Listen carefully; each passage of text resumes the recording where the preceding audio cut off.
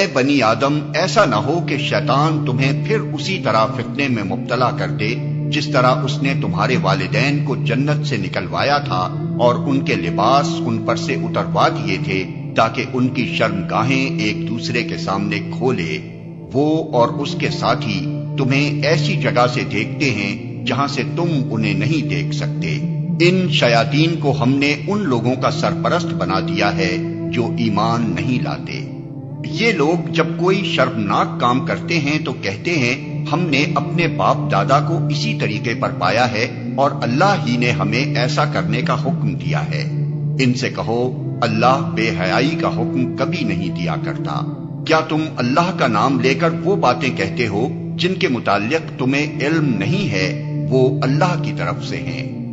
اے محمد، ان سے کہو میرے رب نے تو راستی اور انصاف کا حکم دیا ہے، اور اس کا حکم تو یہ ہے کہ ہر عبادت میں اپنا رخ ٹھیک رکھو اور اسی کو پکارو، اپنے دین کو اس کے لیے خالص رکھ کر۔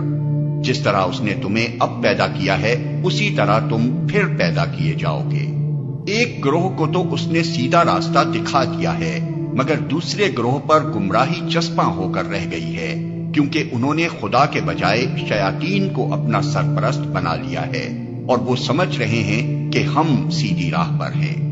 اے بنی آدم، ہر عبادت کے موقع پر اپنی زینت سے آراستہ رہو اور کھاؤ پیو اور حد سے تجاوز نہ کرو، اللہ حد سے بڑھنے والوں کو پسند نہیں کرتا۔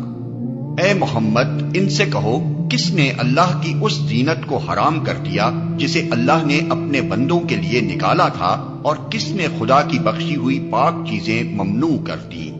کہو یہ ساری چیزیں دنیا کی زندگی میں بھی ایمان لانے والوں کے لیے ہیں، اور قیامت کے روز تو خالصتاً انہی کے لیے ہوں گی۔ اس طرح ہم اپنی باتیں صاف صاف بیان کرتے ہیں ان لوگوں کے لیے جو علم رکھنے والے ہیں۔ اے محمد، ان سے کہو کہ میرے رب نے جو چیزیں حرام کی ہیں وہ تو یہ ہیں بے شرمی کے کام، خواہ کھلے ہوں یا چھپے، اور گناہ اور حق کے خلاف زیادتی، اور یہ کہ اللہ کے ساتھ تم کسی کو شریک کرو جس کے لیے اس نے کوئی سند نازل نہیں کی، اور یہ کہ اللہ کے نام پر کوئی ایسی بات کہو جس کے متعلق تمہیں علم نہ ہو کہ وہ حقیقت میں اسی نے فرمائی ہے۔ ہر قوم کے لیے مہلت کی ایک مدت مقرر ہے، پھر جب کسی قوم کی مدت آن پوری ہوتی ہے تو ایک گھڑی بھر کی تاخیر و تقدیم بھی نہیں ہوتی۔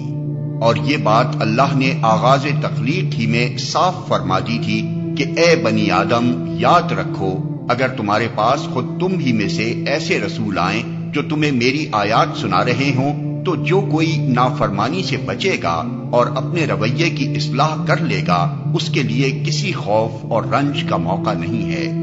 اور جو لوگ ہماری آیات کو جھٹلائیں گے اور ان کے مقابلے میں سرکشی برتیں گے وہی اہل دوزخ ہوں گے جہاں وہ ہمیشہ رہیں گے۔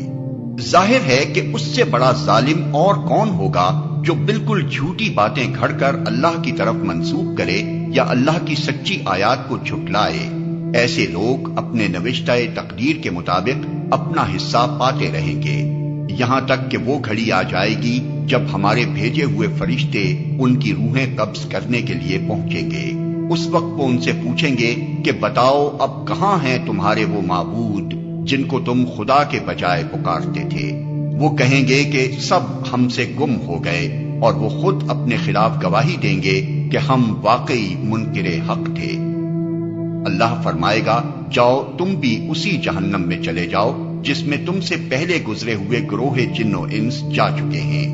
ہر گروہ جب جہنم میں داخل ہوگا تو اپنے پیشرو گروہ پر لعنت کرتا ہوا داخل ہوگا، حتیٰ کہ جب سب وہاں جمع ہو جائیں گے تو ہر بعد والا گروہ پہلے گروہ کے حق میں کہے گا کہ اے رب، یہ لوگ تھے جنہوں نے ہم کو گمراہ کیا، لہذا انہیں آگ کا دوہرا عذاب دے۔ جواب میں ارشاد ہوگا ہر ایک کے لیے دوہرا ہی عذاب ہے، مگر تم جانتے نہیں ہو۔